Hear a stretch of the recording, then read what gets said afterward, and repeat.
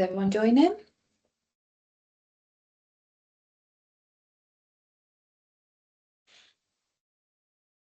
It's good to see you all. I'm sharing my screen, so I was just saying to Kai and Ryan, I can't actually see anyone, so I'm just going to say hello, welcome. I'm excited to have you all here.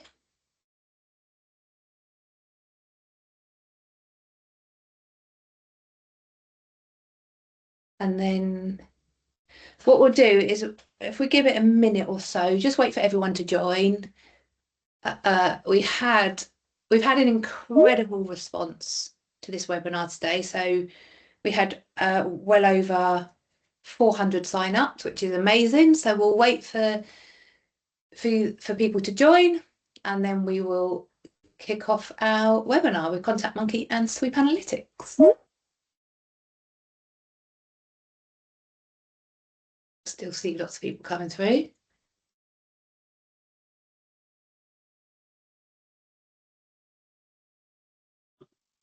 Welcome.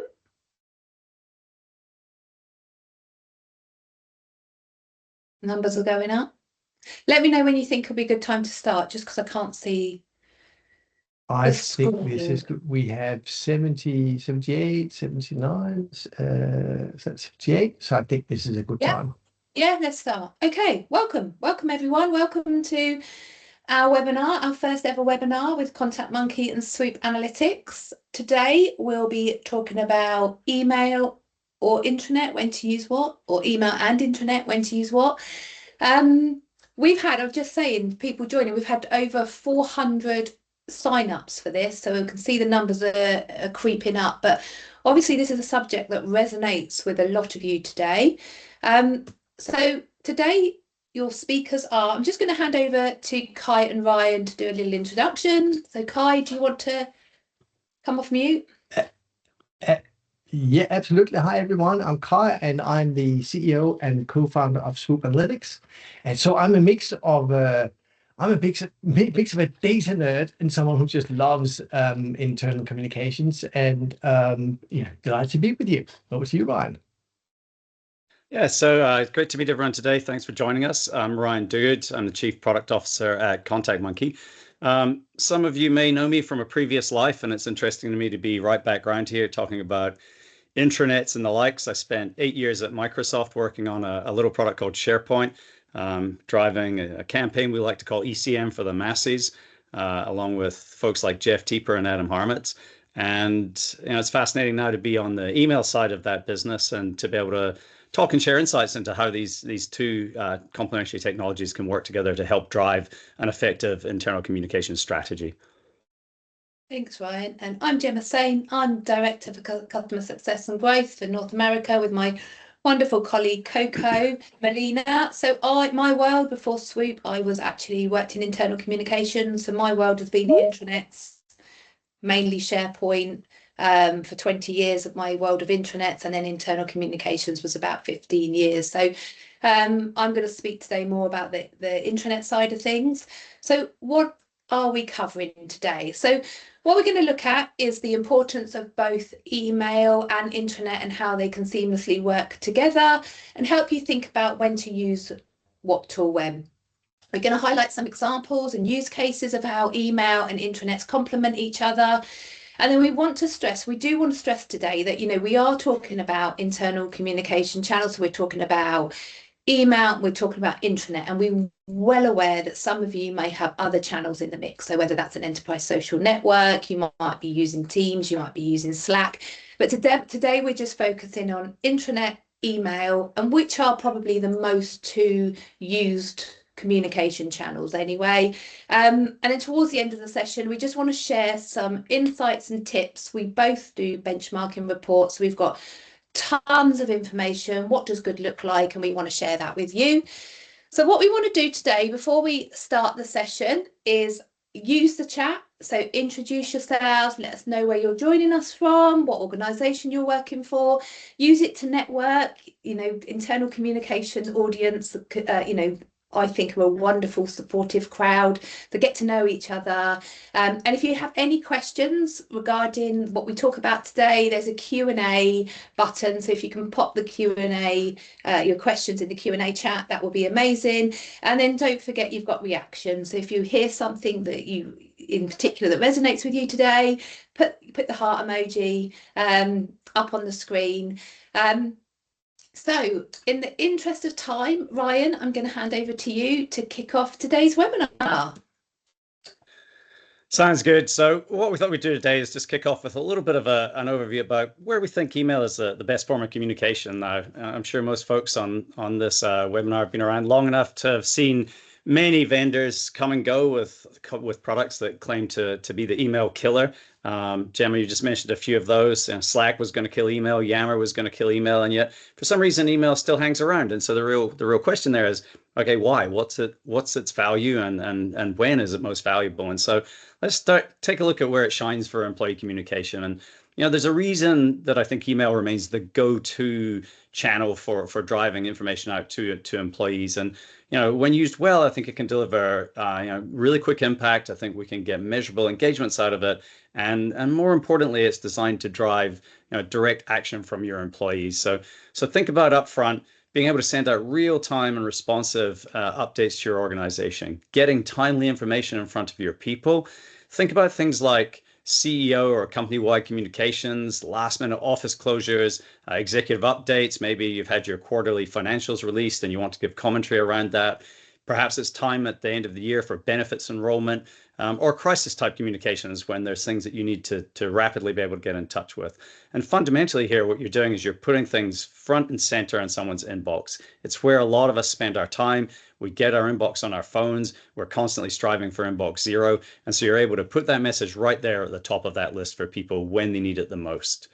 Now, second of all, email allows you to drive a level of personalization. So when we think about things like intranets, certainly you can target content within intranets, but you're not getting that Dear Ryan type experience. You're not getting that personal touch in the organization that makes someone feel like this message was tailored for them, tailored for the types of information that they need the most, and the type of the role they're in. And then the next point is about driving action. 9 times out of 10, when we're sending someone an email, it's not just for informative purposes. It's about driving some kind of action, some kind of engagement within the organization. Again, oftentimes we see things like signing up for compliance training, or taking those security videos we all love that teach us how to avoid phishing and scams and things like that. Perhaps it's some newsletters or some documents that have to be signed, but driving you to take that next step to get out of your inbox and to perform some action that the organization needs from you. Now, that's not to say it's not good for disseminating information. That's about you consuming it and being more informed, being more aware of what's happening in your business, but driving action is key. And then last up, with modern platforms like Contact Monkey, you're not just sending emails out into a void. We've got a way to track, to measure the engagement with those emails. So whether that's looking at the read-throughs, the click rates, whether that's understanding how much time people are spending, where they're spending time in those emails, we can give you that type of insights to help you fine-tune your email-based communication strategy over time. So hopefully that gives you a good summary of where we think email is best. And now I'll hand back over to talk about where we think intranet is the fit to complement what you're doing with your email communication strategy. Thank you, Ryan. Yeah, I was just going to say, crisis comms, definitely, when we worked in comms, to get to that information out there quickly, email was always the best way to hit the inboxes. So where does intranet sit in? So as I said, I've been working in intranets for a very long time, and I remember the days where they used to be badged as that one-stop shop, because we didn't have anything else. We used to throw everything at that intranet, and it used to be that area that everyone went to, very cluttered, couldn't find anything. And I think with the emergence of new technology, it's really important now to consider how your intranet sits alongside your other channels, such as email, such as a social network. And so you can think about more of how that content works for your employees, what the role of the intranet now is for your employees. So we've got some tips here to think about what the intranet is best for. So things like evergreen, that's static content, that's long lasting, that's going to remain. So it's information about your policies, your organizational news, any guides, any information, any instructions that can sit on your intranet, and it can be accessed by your colleagues. They can go back time over and time again and just look at that content. Now, we've put long form resources. I want to take that with a pinch of salt. We're calling it long form resources, but we do know, and we'll be sharing a bit more information as we go along today, that people don't have a lot of time when it comes to intranets. There is a time budget. And so we say long form, but still think about the objective of the page you're creating. Why are people coming to your page? And keep it simple, and just chunk your content up as well. So make sure there's headings, and again, we'll go into a bit more detail. But that content, so for me as a former intranet manager, my intranet was a place where everything was available, nothing was locked down, and it would really help people set them up for success in their day-to-day role. So that is how my intranet sat alongside other channels. And then obviously it is a central hub, so it takes you off to other platforms, key information, HR forms, company-wide news, what's on the menu today in the restaurant. That was always one of my top pages to visit, and so that's people just need to get there and find out more.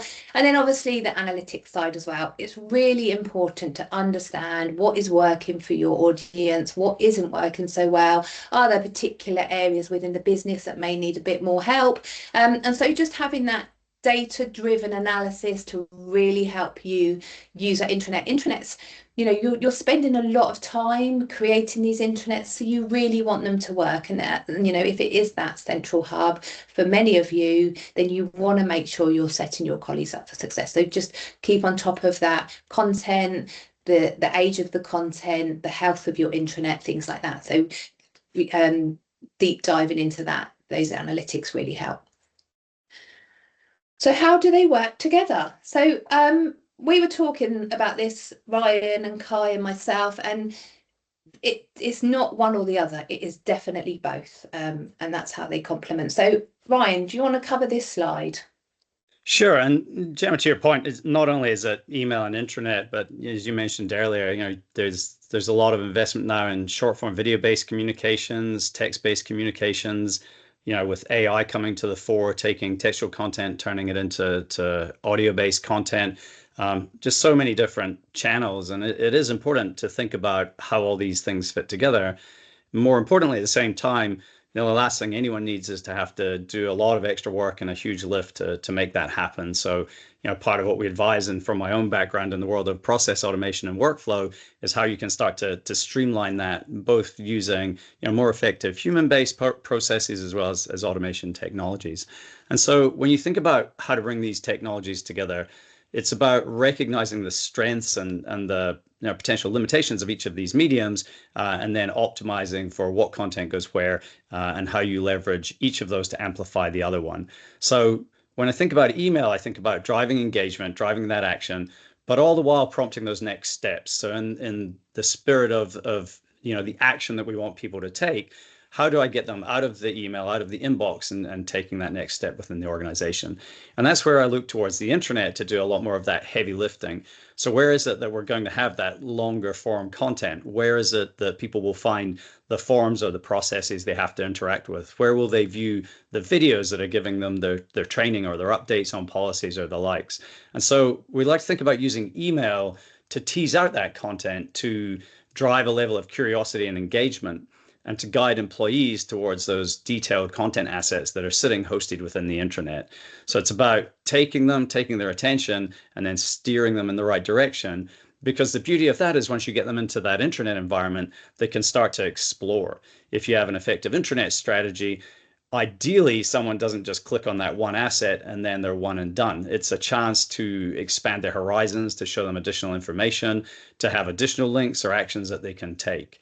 More importantly, though, I think all of this is about respecting the employee's time. So Gemma, you sort of mentioned, you know, how you think about optimizing that type of content. I think all too often one of the mistakes we make, this is true in my world of product management as well as communications, is we take a very egocentric approach to it.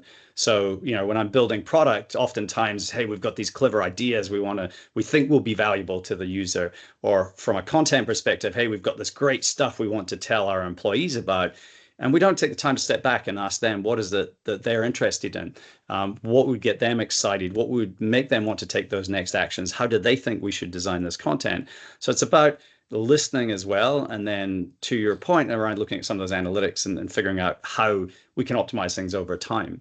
So what we've seen play out especially well is taking people from the emails, getting the right snippets of content in there, the right grabby headlines or that little summary paragraph, and then click here to read more, click here to take that next action, where we're reinforcing each other, and then ultimately using segmentation and figuring out how we can target the right content to the right people.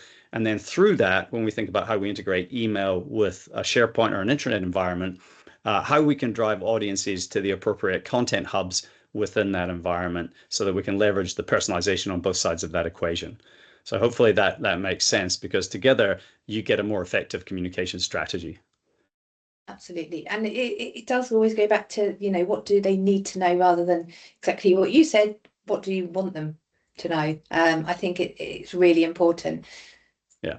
There's a great book. The title is Nobody Wants to Read Your, and then there's a four-letter word that comes after that. If anyone's interested in a deeper perspective on this, that's always a good one, right? Because it's about putting your audience and their needs front and center instead of your own. Sometimes a balance, right? Crisis communications. I'm not going to step back and say, gee, I wonder what people are interested in right now. They kind of need the news, right? Yeah. So there is a push-pull aspect to this, of course.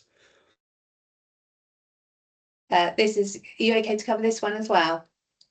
Yeah, absolutely. So, just to, sort of tactically, obviously with my own background and Gemma with you and Kai, we're covering both sides of the spectrum, and what we like to try to figure out, and certainly from a product perspective at Contact Monkey, is how do we bridge these gaps and how do we make this seamless and easy?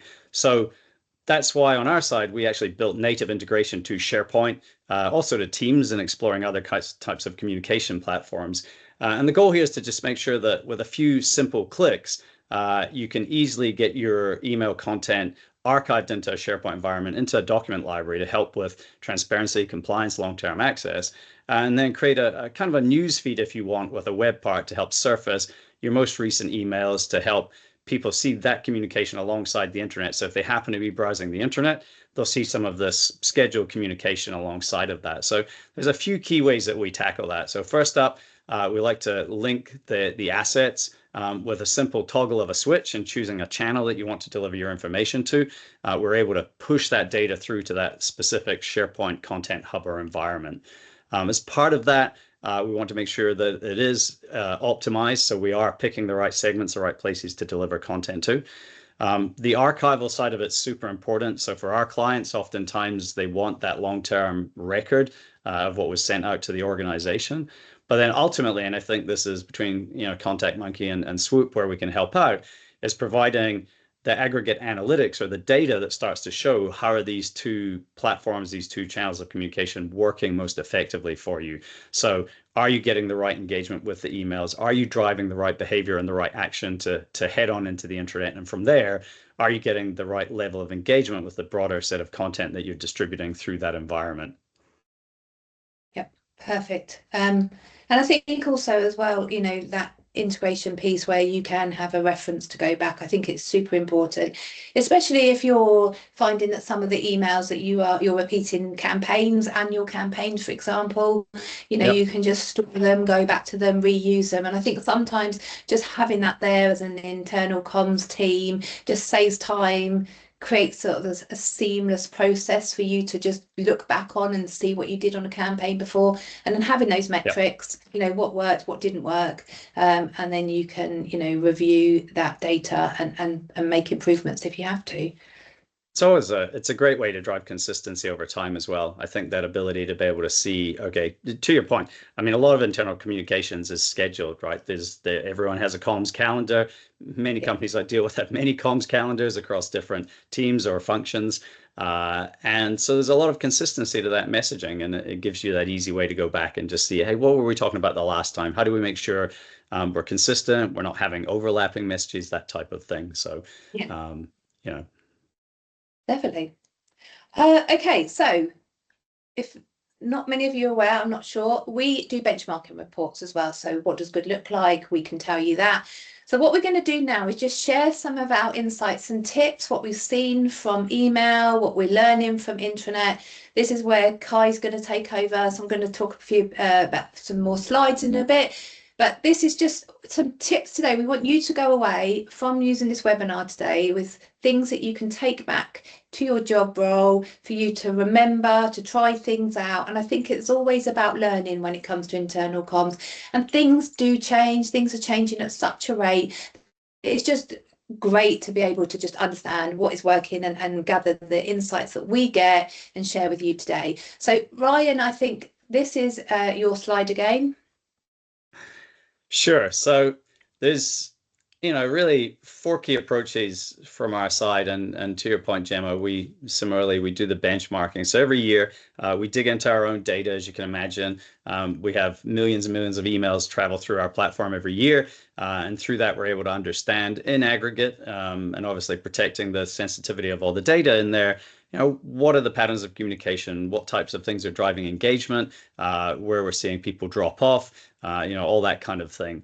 And there's a handful of things come out of that. And if anybody's interested, go to contactmonkey.com. You can obviously download a copy of that report to see the types of insights that we're getting, both through our own quantitative data and then our qualitative research out across the wider industry.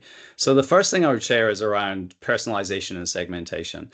One of the key things that any good email platform will let you do is leverage what we would call merge tags. And a merge tag, think of it as the old-fashioned mail merge in Outlook, but the ability to personalize aspects of the email. So anywhere you're building communication, you can put tokens into that email that specify, what's this person's name? What's this person's department? What's their role in the organization? So you can get super targeted with what you're sending out. And then through that, you can start to drive a level of segmentation to make sure that content, individual paragraphs perhaps, or snippets of content are optimized for a different audience that you're trying to get a message across to. So think about things like your London office maybe wants a different set of information in there than your New York office, even though you're sending out broader comms to the entire organization. So first up is about that segmentation. And one of the things that we found is that right now, only 28% of our customers tend to use this capability, but the ones that do, we see a much higher uptick in terms of engagement with that email, simply because the person receiving it feels like this is more geared up for them, less of a generic message. And so one thing that we'd encourage when we see this stat is we get back out to our customers and we try to show them the power of taking this little extra step to make things more optimized for the recipient of that message. So that's the first thing I would share. And if we jump on from there, we'll start to talk about what I would consider to be the most important part. I did a little pitch for this earlier, but it's about capturing feedback. It's about asking what's relevant. How did people find this? Was this appropriate communication for them? Was the scale of the information right? Was it optimized based on their needs and their role within the organization? And so one of the things that we enable you to do is embed anything from the most simplest thumbs up, thumbs down type response. Hey, did you like this message? Did you not like this message? To full-blown surveys. Tell us more, help us understand. Would you rate this on a scale of 1 to 5? Where would you place it? How could we improve this for you in the future? And so what we found is that you start to get a much higher click to open rate when you're using this kind of insight to capture the employee net promoter score, their feedback on it, and optimize and tailor it. And so, for that little bit of extra effort, now, like all things with surveys, it's not like your entire employee base is going to respond to these. But if you think about larger organizations, we have customers that send out messages to hundreds of thousands of emails. You don't need a huge response rate to this in order to get statistically significant data to help you optimize and tune things over time. And it is those kind of large scale communications where you really want to do that optimization, because if you think about sending an email out to 100,000 people, if it's not valuable for them, that's a huge waste of time and energy on the part of the company. And so you want to make sure you get that right. So that's that first part of it, personalize it, segment it. Second, proactively ask for feedback. We don't always like feedback. It can make us feel a little uncomfortable, but it's through feedback that we can all grow as individuals and improve the work that we do. So the next one, and perhaps this is the most obvious one for people, especially if you've spent time in the world of marketing automation and customer-based outreach, There are known times where email is better received, more likely to be picked up by your employees. And from our research, what we found is the best time is obviously Monday morning, surprising no one. But Monday around about 10 a.m. seems to be the most effective sending time, where you're most likely to get people that have come into the office, they're ready for the week of work, they want to know what's going on, they want to be informed.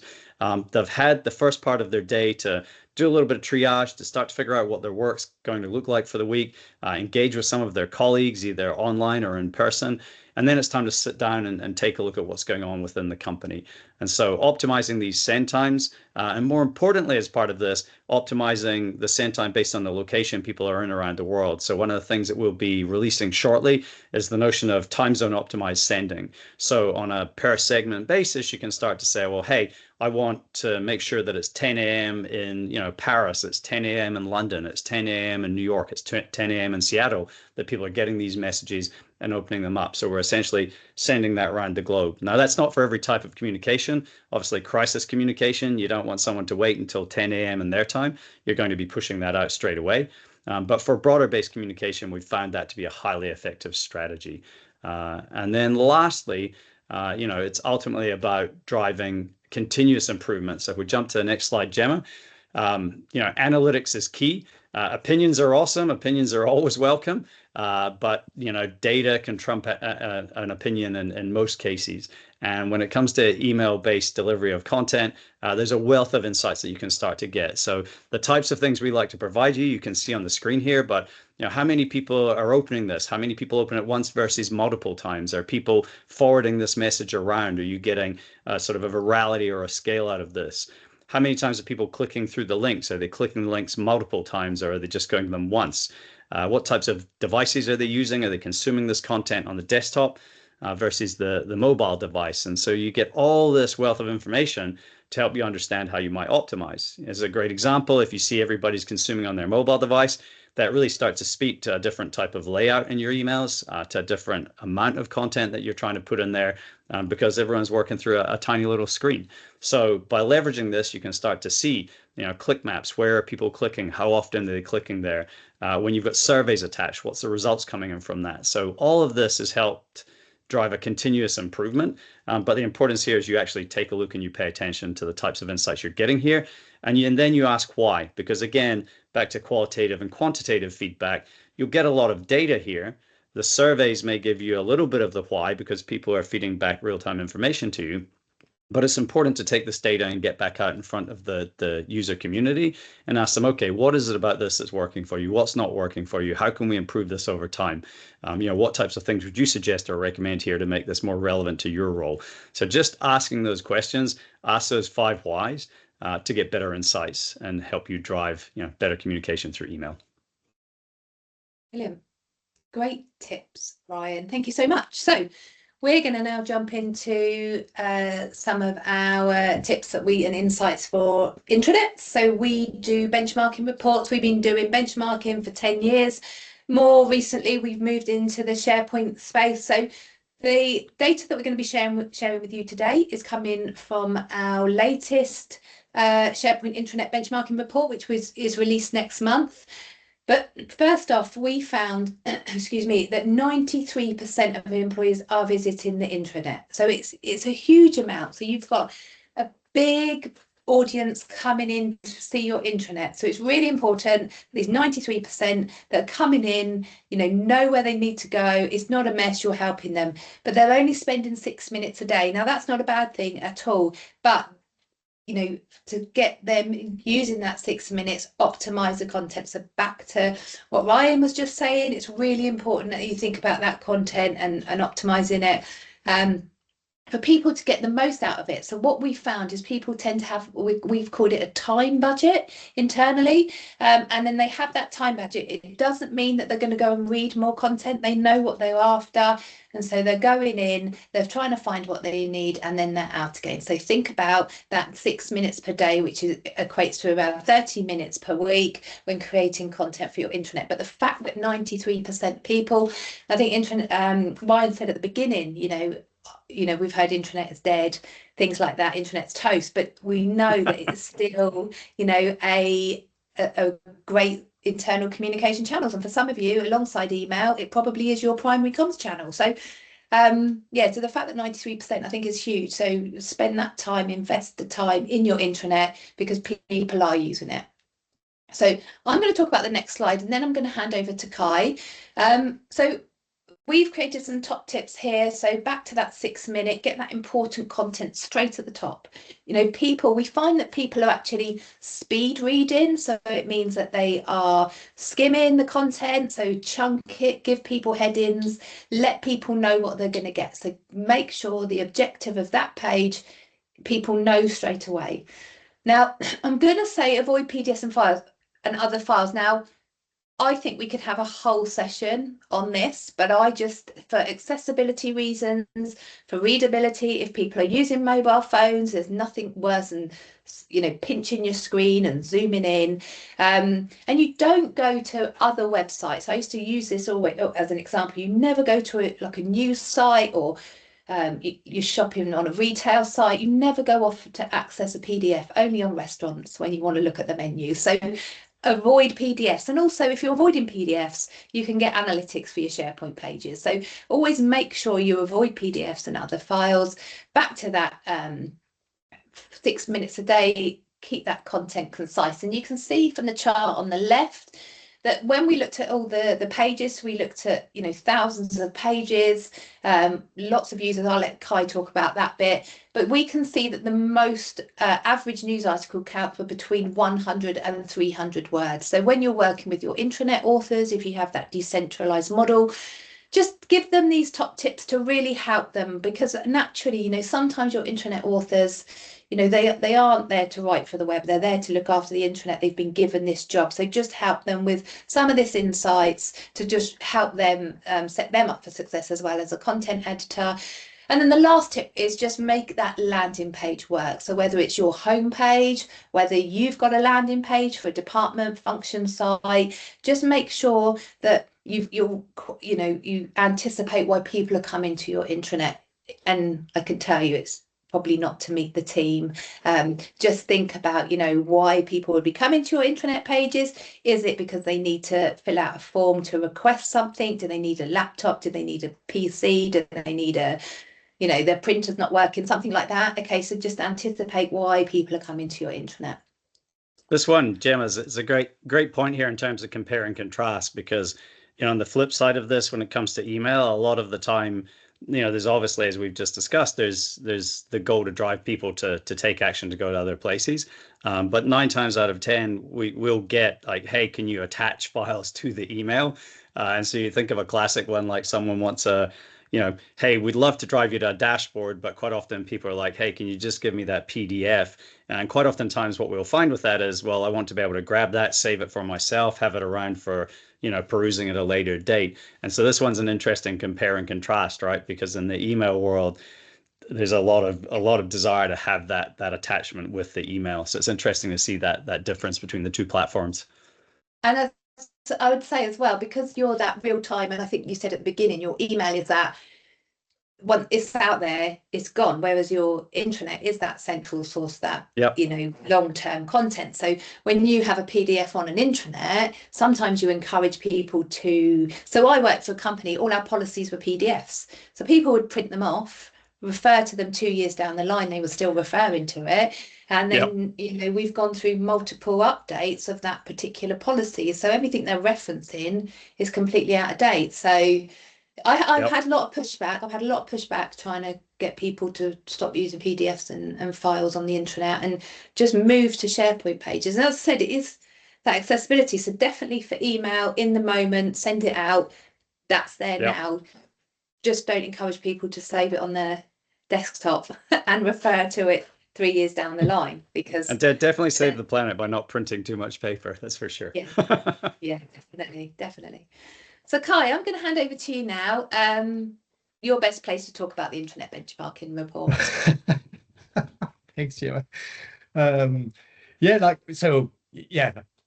I love the data bit, and I love the insights that you both provided on the data sides here. So I'll continue along for a bit with some other I think are quite fascinating and useful insights.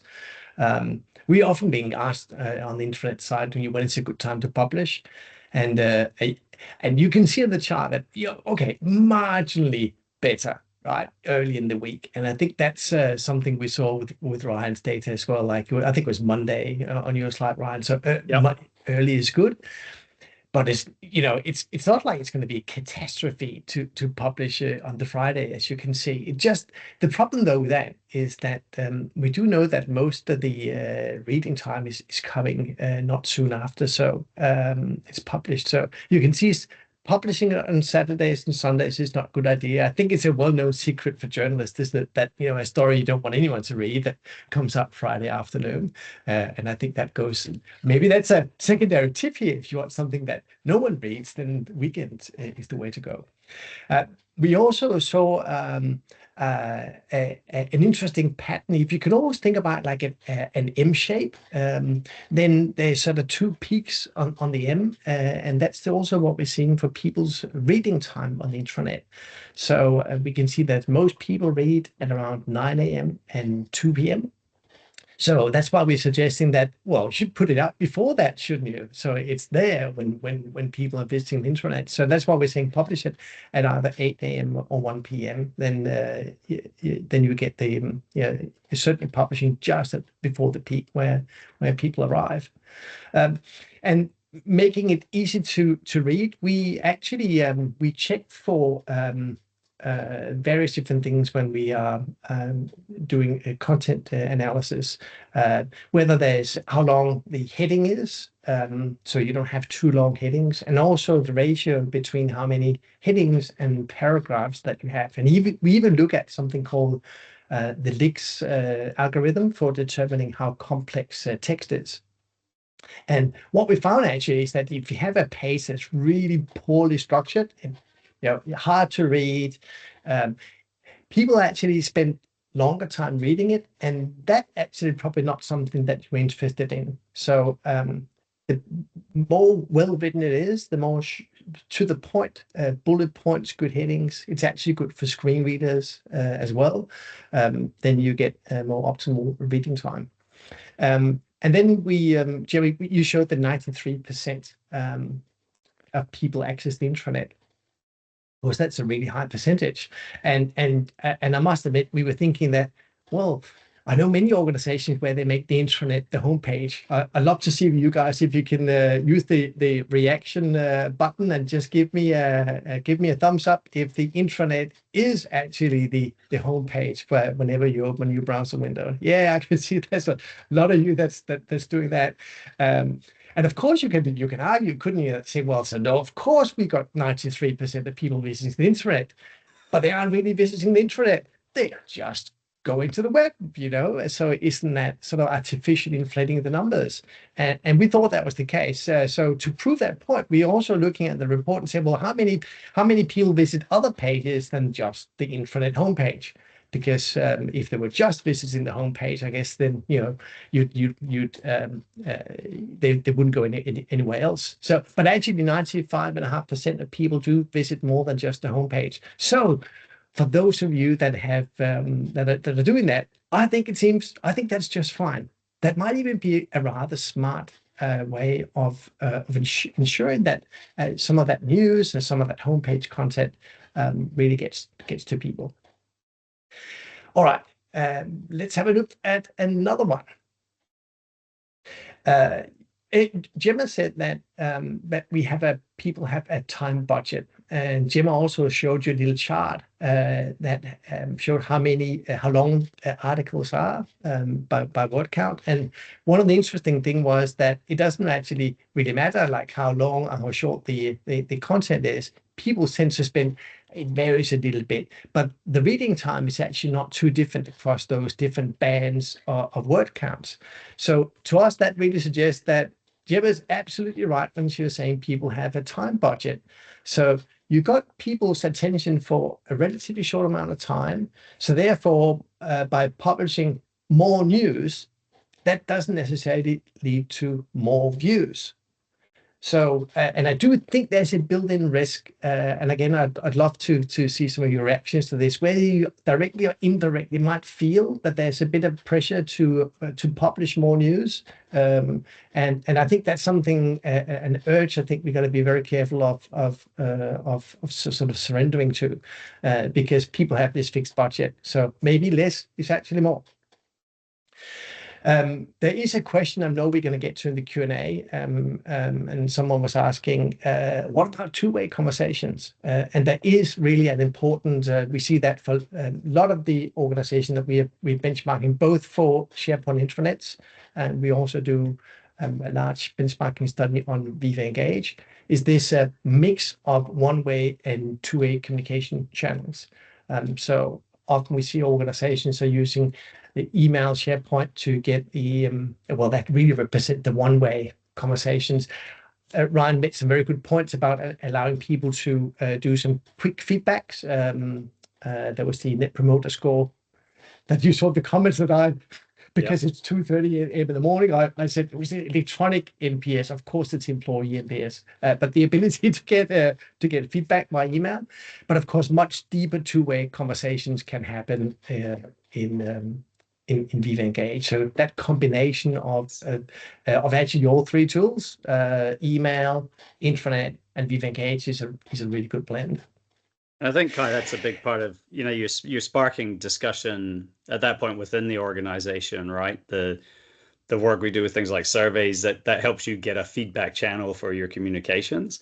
But we'll get super interesting with things like Viva Engage, or whether it's Teams or Slack or the likes, is then to see and track and monitor the dialogue that spins up between people within your organization based on the data and the message that you're putting out there. So that's where I think that becomes really interesting to look at the two of those things together. Mm-hmm. There's also a point I want to raise, because as we've been talking about, the intranet is really that is the place that, I guess, that container for some of that long value or long-term value content. Is that it's a pretty good way to start to think about AI, generative AI, and building an AI bot on top of your intranet.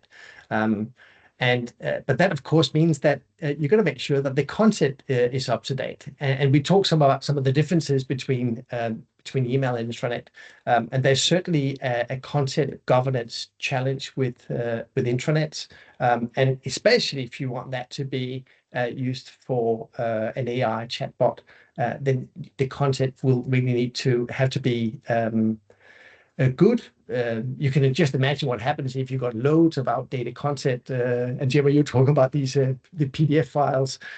Some of them might be, there might be totally uncontrolled duplication. So many different sites on the intranet have different versions of that policy, because they all copy it and say, oh, I'll have the performance review policy on my intranet site too.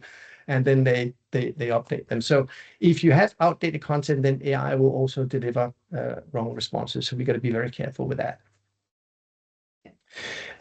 Let's talk a little bit about AI, maybe in a bit more detail as well. I wanted to show you something that we're doing. So it's not just about having, I guess, AI sitting on top of the internet content, but actually you can use AI also to help you understand what your intranet analytics are doing.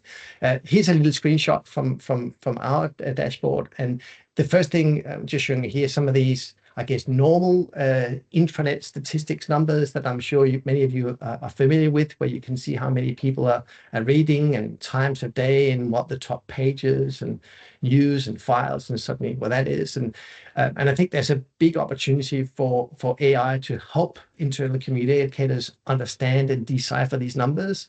I think also we as product vendors in this space have an obligation to make it easier to understand this, and I guess AI has provided a fantastic opportunity for us to make it easier for you to get your head around what all the numbers mean. So that's what I'm sort of just showing here. But actually, maybe, Gemma, if we go to the next one, one of the things that I think that are really interesting is that when we think about that intranet content being AI ready, making sure that we have the right things showing on the screen and all those things, is it's actually to get more deeper into insights that help understand the quality of the intranet.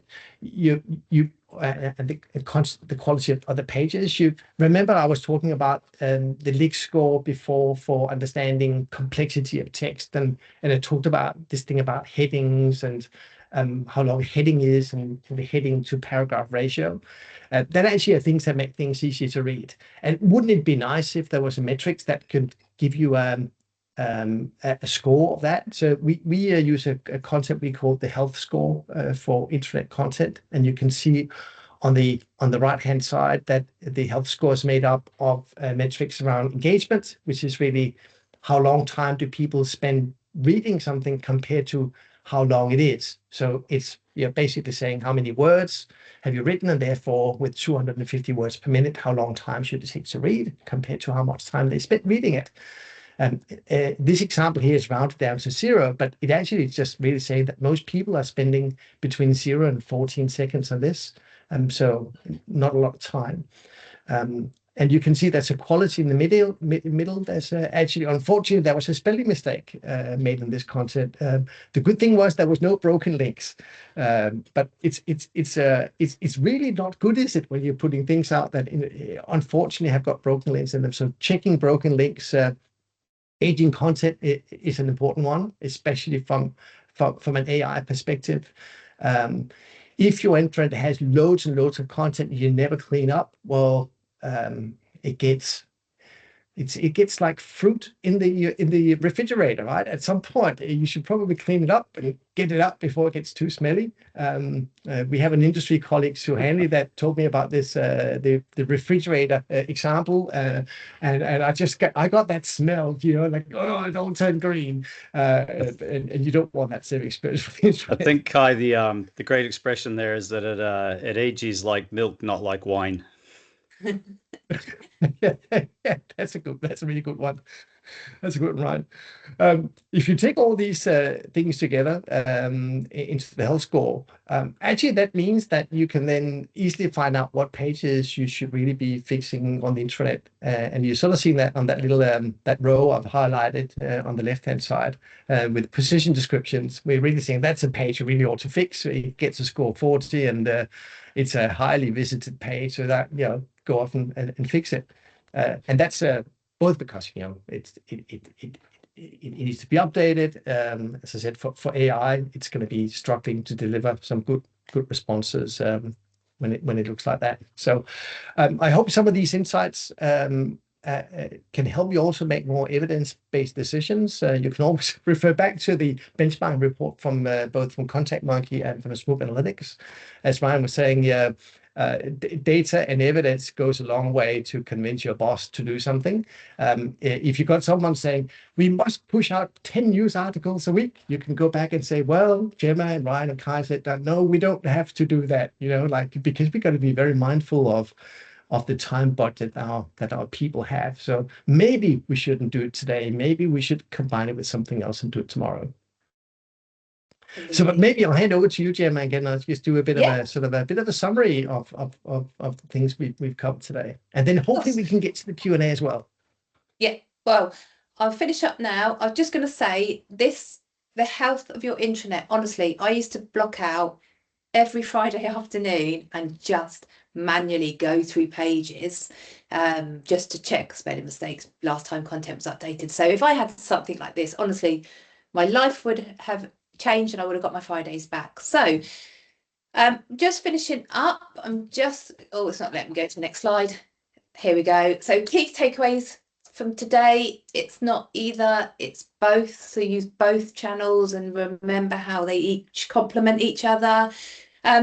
They all have their unique characteristics and strengths. So talking about that example that we've just used, PDS for email, but not for intranet, and always use those metrics to improve rather than prove. This is one of my colleagues. He uses this, and we want to move away from those vanity metrics. So many people have opened it already.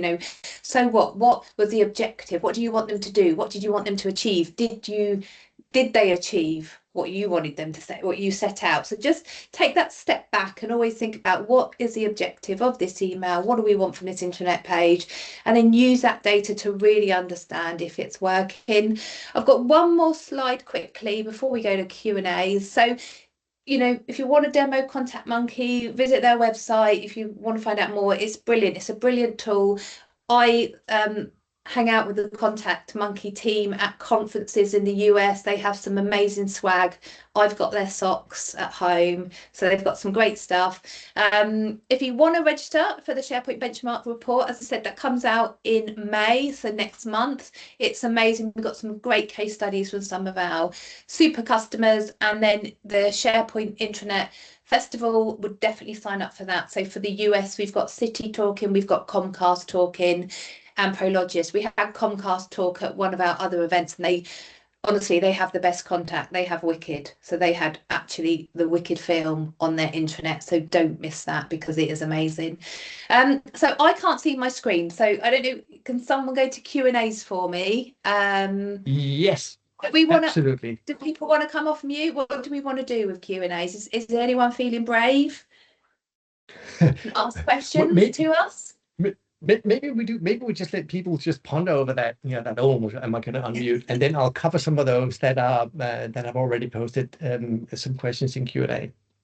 So we did have one from Kip saying, "I hope you plan to address two-way communication and group conversations as a part of this, because email isn't so great for that." And I think we probably cover that a bit. Yep. There might just be one very quick little idea. We call the 1-2-3 rule in Swoop, and it's a golden rule that we came up with 10 years ago based on analyzing lots of data. And the 1-2-3 rule is really simple. It's one for having good conversations. It's for every time you do one post, then do 2 replies and then 3 reactions. And the reason for that is that my mother always said, "Kai, you got one mouth and 2 ears. Use them proportionally." And the reactions is more, to make sure that, it's like nodding, isn't it? When people are nodding and saying, yes, I agree, that sort of stuff. So the 1-2-3 rule is great for conversations. Yeah. Now, I think there's one here from, this is from William Fox saying, "I have a manager who doesn't want to delete all articles in the intranet." This might be for you, Gemma. "How do I convince him that governance and a clean intranet will help engagement?" Yes, you tell them it's not an archive. If they want to keep their data, if they really want to move it onto something else like Teams, or create another SharePoint that you can just archive stuff on if you need to. But I just think it just creates a big, and so when people search as well, they're searching on your intranet, they're getting old content, it makes it messy for you. At one job, I gave people like 3 strikes, and if they're not deleting it, I went in and deleted it. So it's such a good feeling pressing that delete button. But if they won't take anything off the internet, I would suggest work with IT, get them to spin up maybe just another SharePoint site for you, or whatever you're using, an area within Teams or something like that, and just archive that content, because it is the only use it sounds like is to your boss. It's not useful to your other colleagues. So just encourage that, and tell him 93% of people are using the internet and they don't want old content. I think Gemma, to your point there, the approach to archiving is a thing, right? So it's a big difference between, hey, all content is available at the highest level in a SharePoint deployment for all time. This is me putting on, by the way, a 15-year-old hat back in my SharePoint days. But, there's a place for archiving, and a lot of that boils down to how you structure your SharePoint environment, where that archival content lives, and the rationale for keeping it around. And if you've got a records manager on the call here, they'll tell you, based on their industry or their, particular government regulations that they're under, you have to keep things, right? But it's where you put them. So to your point, it doesn't mess up the experience for the end consumer. So down ranking things from a search perspective, putting them over in a folder, under a site somewhere, and then automating as much of that as possible, right? So leveraging things like Power Automate, or my previous role at Nintex, using that kind of workflow technology to go through on a regular basis and find that content, notify people, hey, is this still relevant? Is this still current? Should it be updated? Should it be moved some other place?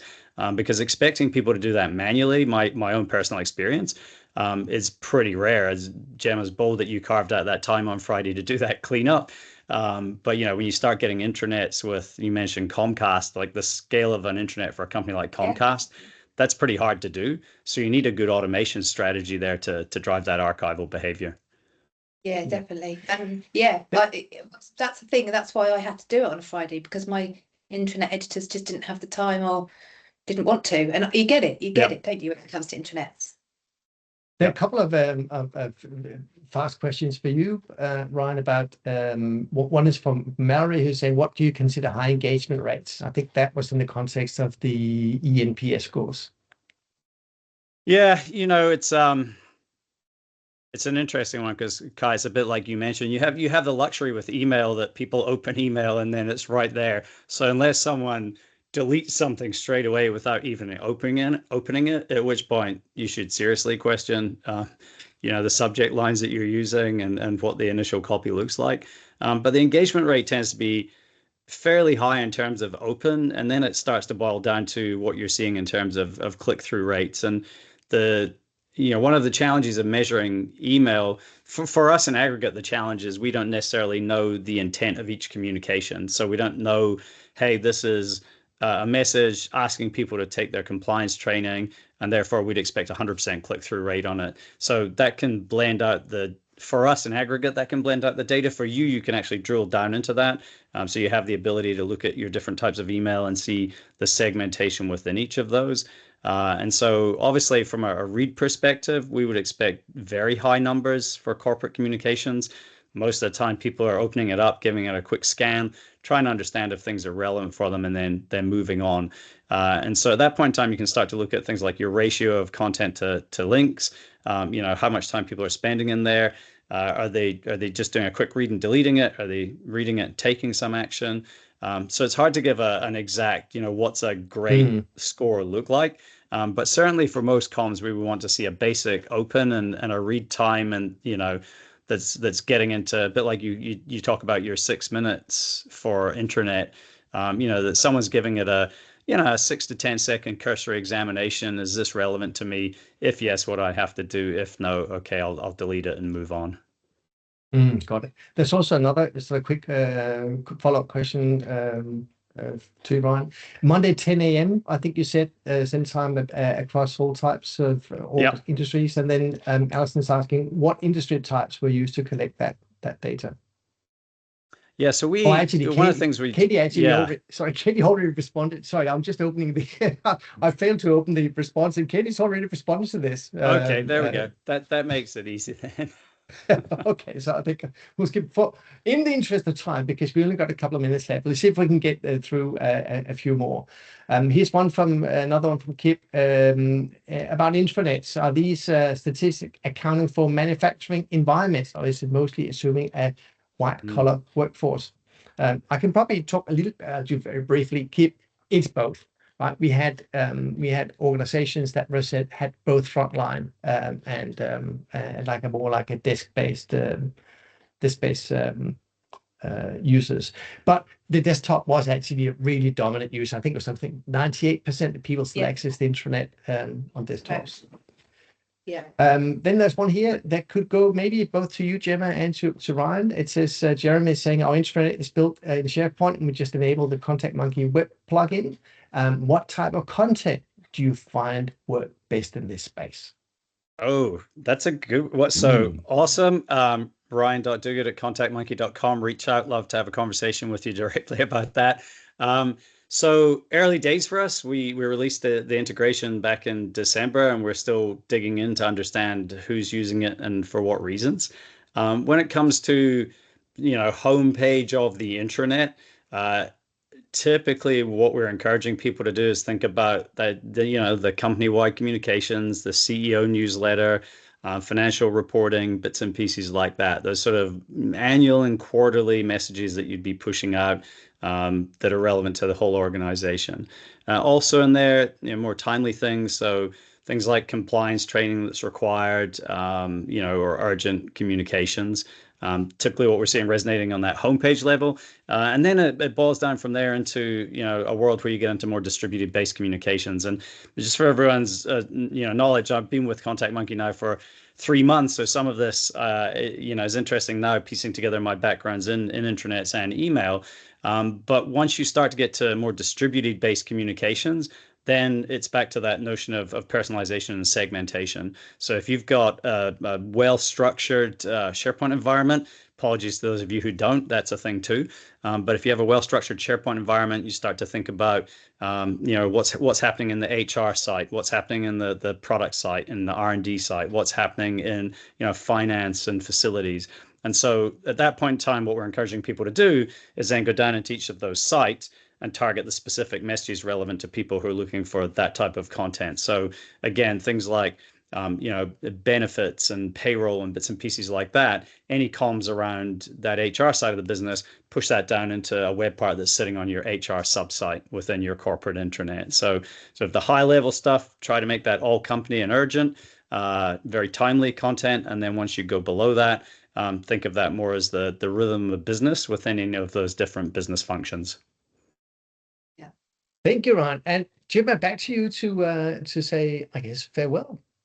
Yes, thank you. Thank you so much for everyone joining us today. If you want to reach out as well, we are available on LinkedIn. I love making new connections. Yeah, that's it. But thank you. Thank you for taking the time out today. Contact Ryan, myself, Kai, if you have any questions, if you want to find out more about Swoop Analytics or Contact Monkey, just get in touch, let us know. But really do appreciate you sharing your hour with us today. And thank you for taking the time and effort to come and listen to us talk. Thank you. Excellent. Thanks very much, everyone. Well, thank Thank you. Bye-bye. Bye-bye.